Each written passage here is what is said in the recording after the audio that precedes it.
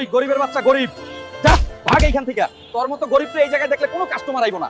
আর এই আইফোন তোর অকাতের বাইরে। আজ গরিব বলে আমাকে এইভাবে অপমান করলি, মনে রাখিস একদিন আমি এই পুরো শোরুমটাই কিনে নেব, আর সেদিন তোকে লাথি মেরে এখান থেকে বের করে দেবো। এই বড়লোক মানুষগুলো যে কেন গরিব মানুষদের দেখতে পারে না আমি বুঝি না। গরিবদের রক্ত পানি করেই আজ এরা বড়লোক। এখন এদের অহংকারের কারণে টিকতেই পারি না। সকল নগরবাসী মনোযোগ দিয়ে শুনুন, বুড়িগঙ্গা নদীতে একটি আজব প্রাণীর দেখা মিলেছে।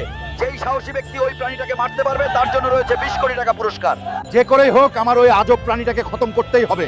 তারপর ওই 20 কোটি টাকা দিয়ে শোরুমটা কিনে বড়লোকদের অহংকারের আগুনে পানি ঢেলে দিব।